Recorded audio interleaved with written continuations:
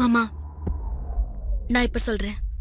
நீங்களா சாவி கொத்த கையில கொடுன்னு கேக்குற வரைக்கும் இந்த சாவி கொத்து என் கையில தான் இருக்கும்.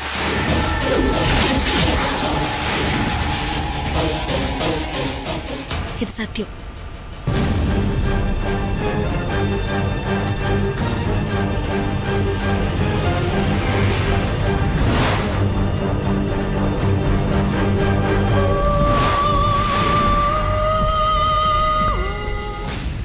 புருஷனே எனக்கு சப்போர்ட் பண்ணாதப்ப நான் என்னதான் கரடிய கத்துனாலும் என் பேச்சு இங்க எடுப்படாதுமா.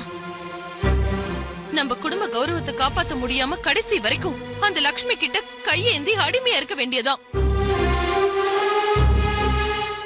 இங்க பாருமா, இது எனக்கு சுத்தமா பிடிக்கல. பேசாம என் புருஷனை கூட்டிக்கிட்டு நான் தனியா போலான்னு இருக்கேன். ஏய், இங்க பாருடி, நீ அந்த வீட்ல இருக்கும்போதே லட்சுமி இந்த துளு துள்றா. நீ வீட்டை விட்டு போயிட்டேன்னு வச்சுக்கோ, கேள்வி கேட்க ஆள் இல்லாம அவ ஆணவம் அதிகமாயிடும். அடுத்த தடவை நீ அங்க போனேன்னு வச்சுக்கோ, நீ யாருன்னு கூட கேட்க தயங்க மாட்டா. அந்த அளவுக்கு அதிகார போதையில இருக்கா. ஏமா, அதுக்காக தினம் தினம் இங்க இருந்து கஷ்டப்பட சொல்றியா? இல்லடி, அந்த வீட்டு சாவி கொத்து உன் கைக்கு வர வரைக்கும் நீ நடிக்க ஆரம்பி. என்னது? நான் நடிக்கணுமா? எதுக்குமா? இந்த பாருடி, இந்த காலத்துல உண்மைய யாரு நம்புறா?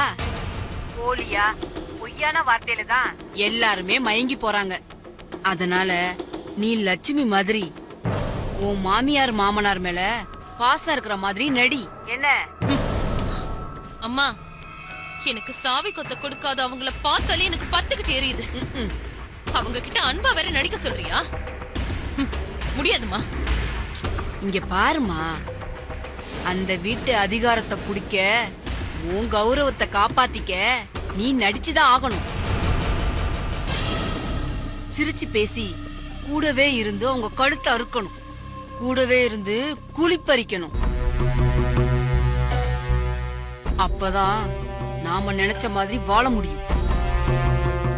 லட்சுமி உன்கிட்ட சாவி கொத்த கொடுக்கற மாதிரி உன்னை நம்ப வச்சு எப்படியெல்லாம் நீ கழுத்த இருக்க முடியுமோ அதே மாதிரி அவளை நம்ப வச்சு கழுத்த இருக்கணும். இந்த பாரு, லட்சுமிய அந்த வீட்டுல தலையில வச்சு தாங்குன்னு தாங்குறாங்கன்னா அதுக்கு காரணம் உன் மாமியாரு. அவளாலதான் குணமாயிட்டு வரதா நம்புறாங்க. அவங்கள குணமாக்குற அளவுக்கு அவ என்ன டாக்டருக்கா படிச்சிருக்கா? காக்கா உட்கார பணமரம் விழுந்த கதையா அவ வீட்டுக்கு வந்த நேரம் 12 வருஷமா கொடுத்த மருந்து இப்பதான் வேலை செய்ய ஆரம்பிச்சிருக்கு. அந்த வீட்டுல இருக்கிற எல்லார் மனசுலயும் நீ இடம் பிடிக்க ஒரே வழி, உன் மாமியார நீ நல்லா கவனிச்சுக்கிற மாதிரி நடிடி. அவங்க மேல பாசமாவும் அவங்க சீக்கிரம் குணமாக நீ கஷ்டப்படுற மாதிரி நடிமா. நீ சொன்னியே ஊரு கோயிலு மரியாதை அந்த வீட்டு சாவி கொத்துன்னு, இது எல்லாத்தையும் நீ தேடி போக வேண்டாண்டி, தானா அது உன்னை தேடி வரும். அம்மா, இதெல்லாம் நடக்குமாமா? ஏய், நம்பிக்கையா இரு, கண்டிப்பா உனக்கு நடக்கும் தேனு. தேனு, பார்த்து பக்குவமா நடந்துக்கோ. நீ யாருக்கும் சந்தேகம் வராத மாதிரி நடிக்கணும். கண்ணு வச்சிரட்டுமா? சரிம்மா. சரிம்மா, நான் வச்சிடுறேன்.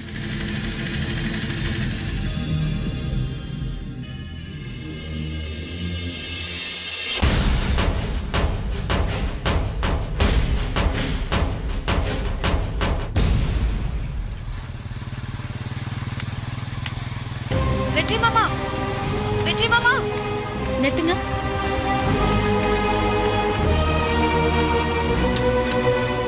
என்ன மோகனா? நான் உங்களை பார்க்க தான் வந்தேன். நந்தினி, இவதான் ரவுடி லட்சுமியோட தங்கச்சி மோகனா. மாமா, நான் உங்களை பார்க்க தான் வந்துட்டு இருந்தேன். நல்ல வேளை நீங்களே எதிர வந்துட்டீங்க. ஓ, என்ன பாக்குறதுக்கா? ஏ, எங்க அக்கா எனக்காக உங்களை விட்டுட்டு வேற யாரையோ கல்யாணம் பண்ண முடிவு எடுத்திருக்கா.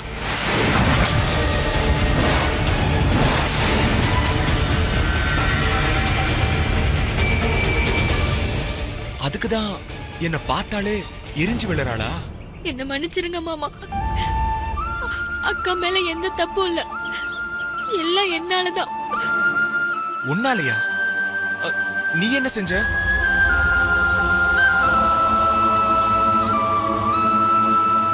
சொல்லு, நீ என்ன செஞ்ச? சொல்லு மோகனா. நான் செல்வம்னு ஒருத்தரை லவ் பண்றேன். நாங்க 2 பேரும் தனியா இருந்தப்போ அவசரப்பட்டு தப்பு பண்ணிட்டோம்.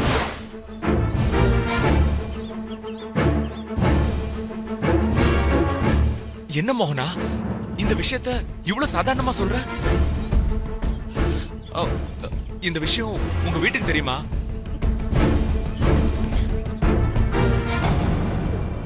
தெரிஞ்சு பெரிய பிரச்சனை ஆயிடுச்சு. எங்க அக்கா செல்வ வீட்டுக்கு போய் பேசி பார்த்தாங்க. என்ன சொன்னாங்க அவங்க? செல்வத்தோட அண்ணன் மைனராம், அவருக்கு கல்யாணமே ஆகலையாம். எங்க அக்காவை கல்யாணம் பண்ணிக்கிட்டாதான் செல்வத்துக்கும் உன் தங்கச்சிக்கும் கல்யாணம் பண்ணி வைப்பேன்னு சொல்லிட்டாங்க. என்ன இது? என்ன அநியாயமா இருக்கு? எதை எதோட சம்பந்தப்படுத்தி முடிச்சு போட பாக்குறாங்க? எங்க அக்காக்கு என் மேல பாசம் அதிகமாமா. எனக்காக அவங்க சொன்ன கண்டிஷனுக்கெல்லாம் ஒத்துக்கிட்டாங்க.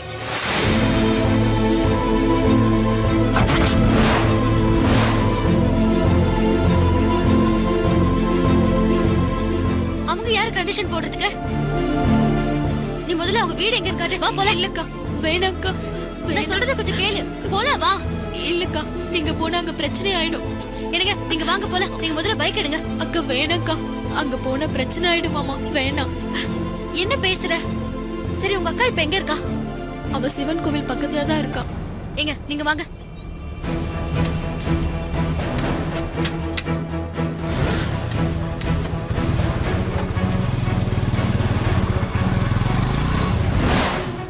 எப்பவும் எங்க அக்காவும் வெற்றி மாமாவும் நல்லா இருந்தாலே போதும்.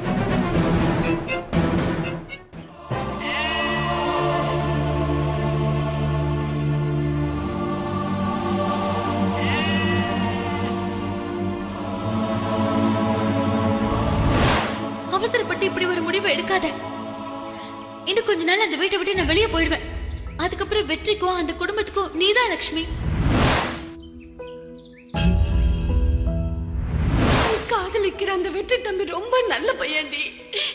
இவளுக்காக நீ உன் வாழ்க்கைய வீணாக்கிக்காத.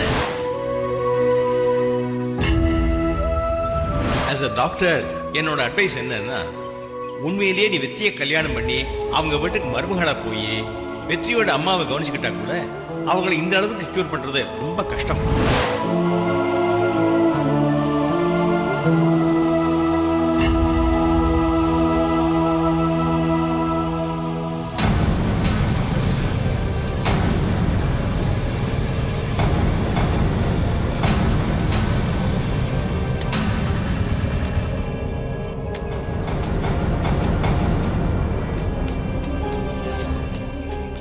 லக்ஷ்மி,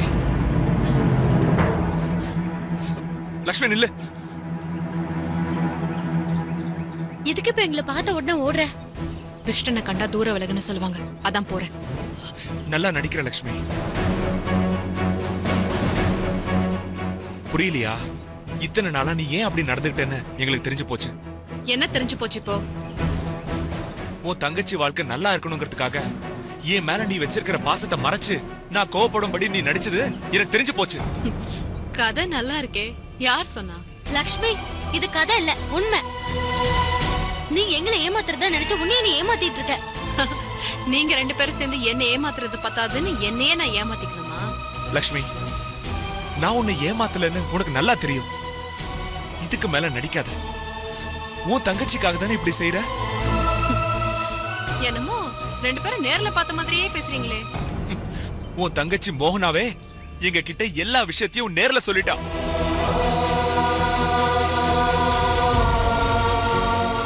அப்போ 2 பேரும் உளவு பார்த்துட்டு தான் வந்திருக்கீங்க. உன்னை காப்பாத்த வந்திருக்கோம் லக்ஷ்மி. அந்த மைனரை பத்தி நான் கேள்விப்பட்டிருக்கேன். அவனை நம்பி எந்த முடிவும் எடுத்துறாத.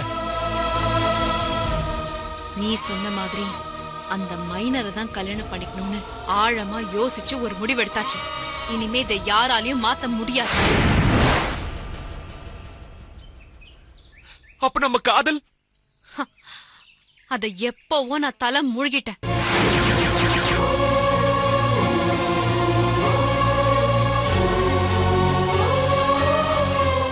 நான் இருக்கும்போது எப்ப வேற ஒருத்திய கூட்டிட்டு வந்து பொண்டாட்டியா நடிக்க வச்சியோ அப்பவே உன் மேல இருந்த மதிப்பு மரியாதை எல்லாமே போயிடுச்சு. இனிமே நீ யாரோ நான் யாரோ, போதுமா? லக்ஷ்மி, உன் மனசாட்சியை தொட்டு சொல்லு. வெற்றி உன் மனசுல இல்ல? இருந்தா ஒரு காலத்துல, ஆனா இப்போ இல்ல. எப்ப வெற்றி என்னை விட்டுட்டு போனானோ அப்பவே நான் செத்துட்டேன். இருக்கிறது வெறும் உடம்புதான். இந்த உடம்புக்கு தான் அந்த மைனர் தாலி கட்ட போறான்.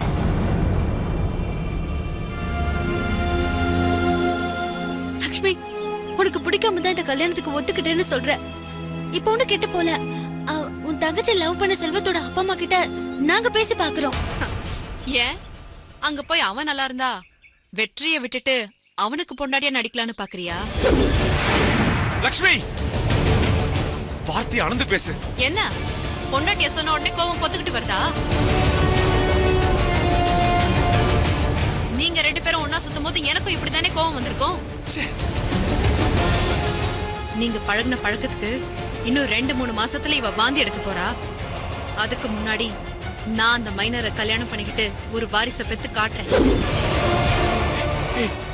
என்ன லக்ஷ்மி, என்ன பழி வாங்குறதா நினைச்சு படுகுழியில விழுந்துராத. நான் எங்க விழுந்தா உனக்கு என்ன? நீ உன் வேலையை பார்த்துட்டு கிளம்பு. காதலிச்சவளுக்கு துரோகம் பண்ணிட்டு இவள நீ எல்லாம் இதுக்கே நியாயம் பேச வர? போ, போய் இவ புடவை ஏதாவது இருந்தா துவச்சு போடு போ. உனக்கு பைத்தியம் பிடிச்சிருக்கு, அதான் இப்படி எல்லாம் பேசுற. இப்ப நீ என் பேச்ச கேட்காததுக்கு என்னைக்காவது ஒரு நாள் நீ செஞ்ச தப்புக்கு என்ன தேடி வருவ. அப்ப நான் இருப்பேன்னு எனக்கே தெரியாது. ஏன் இவளை விட்டுட்டு வேற யார் கூட ஓடி போலான்னு பிளான் பண்ணிட்டியா? உன்கிட்ட பேசி பிரயோஜனமா இல்ல. நந்தினி வா.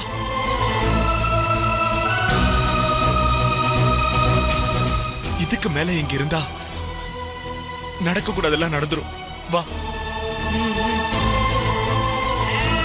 லக்ஷ்மி,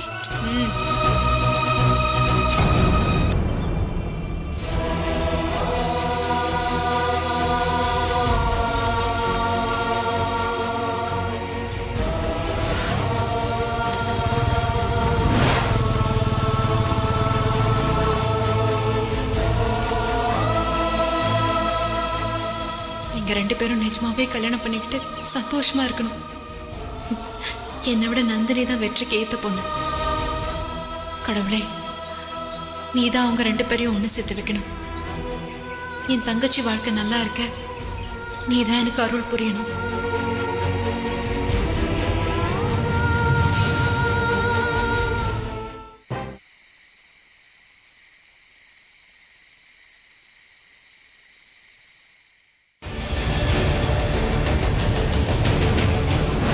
அந்த மைனரை தான் கல்யாணம் பண்ணிக்கணும்னு ஆழமா யோசிச்சு ஒரு முடிவெடுத்தாச்சு. இனிமே இதை யாராலையும் மாத்த முடியாது. அப்ப நம்ம காதல் அதை எப்பவோ நான் தலை மூழ்கிட்டேன். இப்ப ஒண்ணு கெட்டு போல. உன் தங்கச்சி லவ் பண்ண செல்வத்தோட அப்பா அம்மா கிட்ட நாங்க பேசி பாக்குறோம். ஏன் அங்க போய் அவன் நல்லா இருந்தா வெற்றியை விட்டுட்டு அவனுக்கு பொண்டாடியா நடிக்கலான்னு பாக்குறியா? காதலிச்சவளுக்கு துரோகம் பண்ணிட்டு இவள நீ எல்லாம் இதுக்கே நியாயம் பேச வர? போ, போய் இவ புடவை ஏதாவது இருந்தா துவச்சு போடு போ.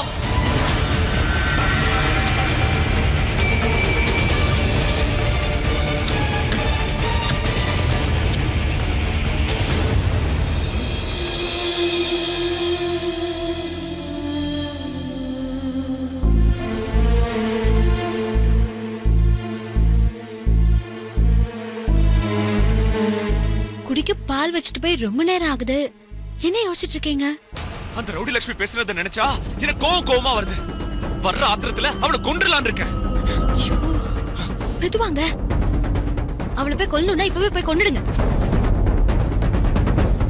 என்ன யோசிக்கிறீங்க? போங்க. முடியாதுல்ல? கோவத்திலயும் ஆத்திரத்திலயும் எடுக்கிற எந்த முடிவும் தப்பாதான் போகும். இப்ப நீங்க கோவப்பட்டு வார்த்தையை விட்ட மாதிரி ரவுடி லட்சுமி பேசிட்டான்னு நினைச்சு அப்படியே மறந்துடுங்க. அவ என்ன தப்பா பேசிருந்தா கூட அவளை காதலிச்ச பாவத்துக்கு நான் பொறுத்துப்பேன். ஆனா நீ என்ன பாவம் செஞ்ச? உன்னை போய் தப்பா பேசிட்டாளே. நீ யாரு? எதுக்காக இங்க வந்திருக்க? எல்லாம் தெரிஞ்ச அவளே உன்னையும் என்னையும் சம்பந்தப்படுத்தி பேசலாமா? அது கேட்கும் போது எனக்கும் மனசு கஷ்டமா தான் இருந்தது. இருந்தாலும் என்னைக்காவது ஒரு நாள் நமக்குள்ள இருக்கிற உறவை பத்தின உண்மையை தெரிஞ்சுப்பான்னு விட்டுட்டேன். அவளுக்கு அந்த அளவுக்கு அறிவு இருக்கான்னு தெரியல. அவ தங்கச்சிங்க மேல இருக்கிற பாசத்துல அவ மூளை மங்கி போயிடுச்சுன்னு நினைக்கிறேன். இது பாருங்க வெற்றி, உண்மையை யாராலையும் மறைக்க முடியாது. ஆதாள பாதத்துல உண்மையை கொண்டு போய் மறைச்சாலும் உண்மை ஒரு நாள் வெளியில வந்துதான் தீரும். அந்த நம்பிக்கை எனக்கு இருக்குங்க. அதுக்குள்ள லக்ஷ்மி அந்த மைனரை கல்யாணம் பண்ணிக்காம இருக்கணுமே. ஆனா ஒண்ணு நந்தினி, இனிமே லக்ஷ்மி மனசு மாறி வந்தாலும் அவளை ஏத்துக்கிறதா இல்ல. இப்பதானுங்க சொன்னேன், கோவத்திலயும் ஆத்திரத்திலயும் எடுக்கிற முடிவு தப்பாதான் போகும்னு. இப்ப ரவுடி லட்சுமி பத்தி நினைக்காம தயவு செஞ்சு தூங்குங்க. எதுவா இருந்தாலும் காலையில பேசிக்கலாம். எப்ப பேசினாலும் என் முடிவுல எந்த மாற்றமும் இல்ல. எனக்கு லக்ஷ்மி வேண்டவே வேண்டாம். சரி விடுங்க, அதான் முடிவு எடுத்துறீங்கல்ல. பாலை குடிச்சிட்டு லைட் ஆஃப் பண்ணிட்டு நிம்மதியா தூங்குங்க. நாளைக்கு பேசிக்கலாம்.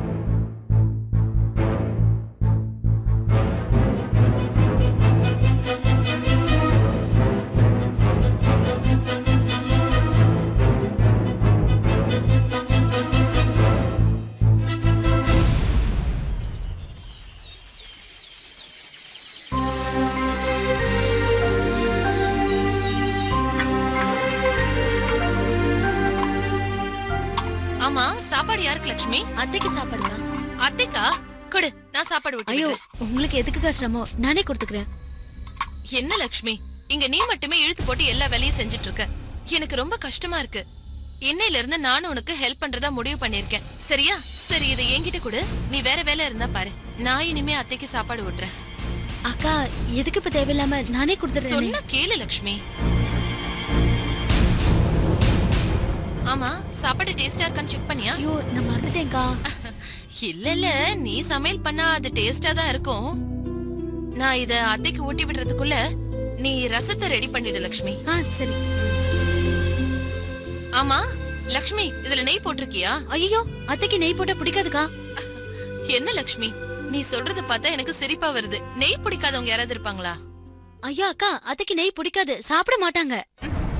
சும்மா சொல்லாத. நெய் எங்க?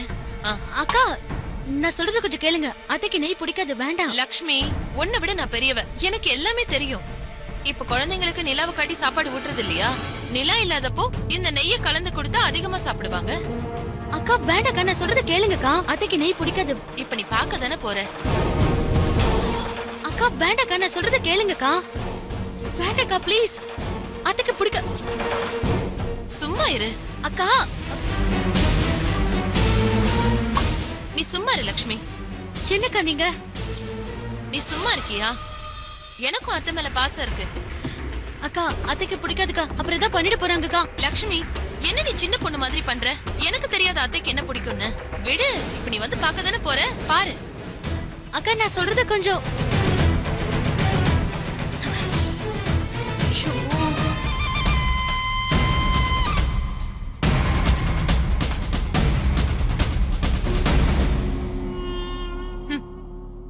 நீ மட்டும்தான் இந்த வீட்ல நல்ல பேர் வாங்குவியா?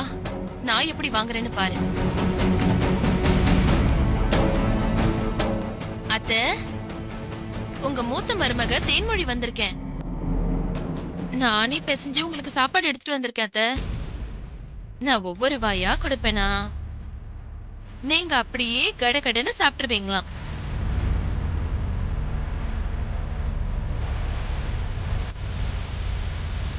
எங்க ஆக்காட்டுங்க, ஆக்காட்டுங்க, ஆக்காட்டுங்க அத்தை. உங்க மூத்த மருமகத்தை ஊட்டுறல, சாப்பிடுங்க. ஆக்காட்டுங்க, ஆசையா ஊட்டி விடுறல. என்ன அத்தை நீங்க? உங்கள இருங்க, நான் எப்படி சாப்பிட வைக்கிறேன்னு மட்டும் பாருங்க. ஆ ஆ ஆ ஆ இப்ப எப்படி சாப்பிடுவீங்கன்னு பாருங்க. சாப்பிடுங்க. ஆ